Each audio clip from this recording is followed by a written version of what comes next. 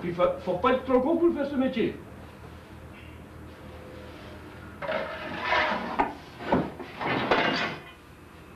Parce que celui qui est au pont, il n'a rien à voir, mais on ne joue pas la même cour. Il y en a un qui est à la maternelle et l'autre est déjà au bac.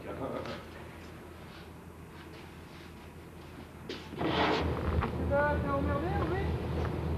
Ouais, j'ai perdu du temps avec tes jeunes policiers.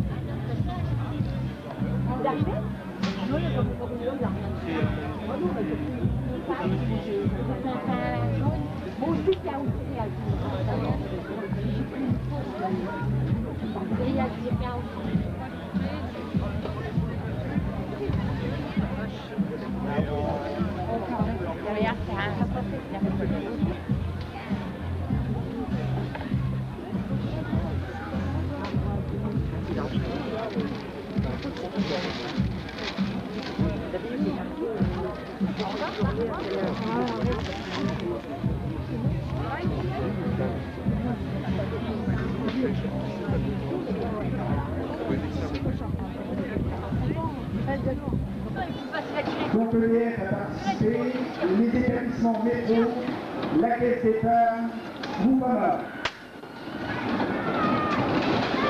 Ceci dit donc, je le disais tout à l'heure, je souhaite que les jeunes puissent s'en servir utilement et puissent créer une certaine animation sur cette zone du village. Je tiens également à remercier un boulanger libanais qui est ici présent et qui peut vous montrer du pain oriental. Je peux vous dire qu'il est délicieux, vous pourrez voir son stand tout à l'heure.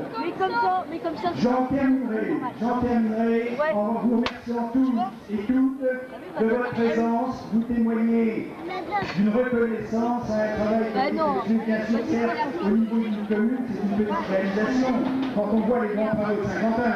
Mais je crois que c'est à l'échelle de notre commune et ma foi, nous en sommes fiers. Merci de votre attention. Je vais donc passer la parole à Mathieu.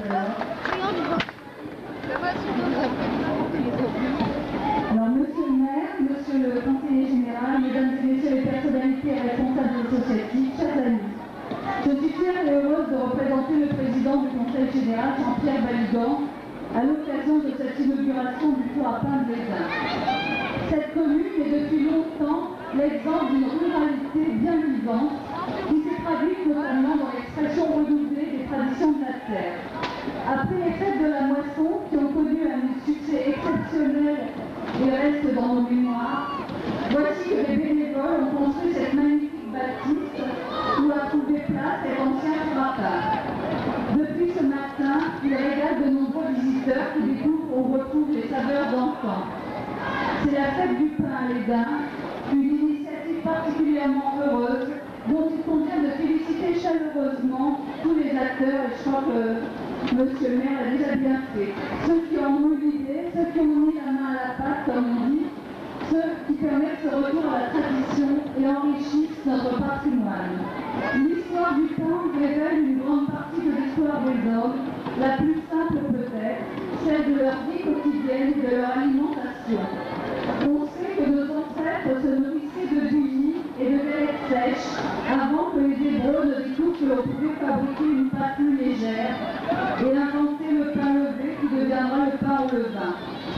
Mais ce sont les Grecs qui ont inventé le four. Auparavant, on cuisait la pâte sur des pierres plates ou dans des moules d'argile ou de métal posés sur de la cendre. Le four fut un grand progrès et son succès fut tel que les habitants se bâtirent des fours individuels qui entraînèrent de nombreux incendies et furent de ce fait interdits. Jésus-Christ, sous le règne d'Auguste, on comptait à Rome 329 boulangeries, toutes tenues par des Grecs. Lorsque les Romains envahirent la Gaule, ils firent construire le premier four. En même contexte siècle, il est devenu l'image du travail humain et du respect qu'on lui porte.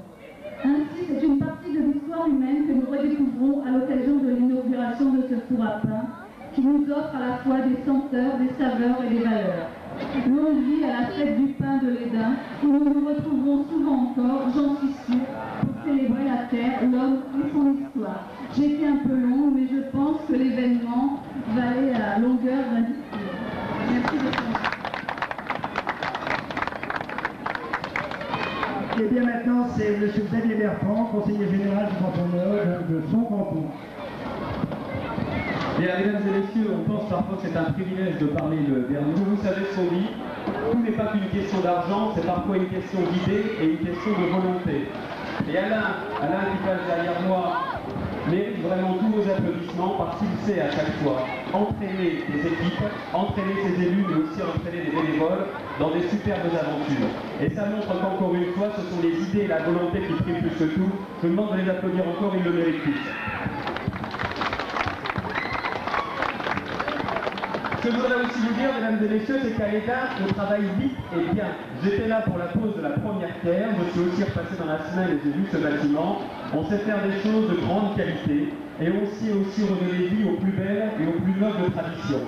Alors c'est ça qui me semble primordial aujourd'hui. Je voudrais juste, mesdames et messieurs, avant de terminer, vous demander de méditer les quelques lignes qui sont au-dessus de la porte d'entrée de ce four à pain, où il est dit heureux ceux qui pour manger du pain n'ont pas à tendre la main, parce que ça montre aussi qu'à l'Étain, on sait s'amuser, on sait créer des fêtes, mais aussi, on sait aussi penser à l'insertion, c'est-à-dire redonner une chance à toutes celles et ceux qui n'ont pas a priori la possibilité de se réinsérer dans la vie active. Et bien c'est quand on sait joindre les deux, joindre l'utile à l'agréable, qu'on fait sa commune une commune référence, et c'est aussi comme ça qu'on fait vivre l'intercommunalité. Mesdames et messieurs, une dernière chose, aujourd'hui, ça n'est pas vraiment le verre de l'amitié qu'on a envie de prendre, mais on n'a qu'une seule envie, c'est rompre ensemble le pas de l'amitié. Merci à vous.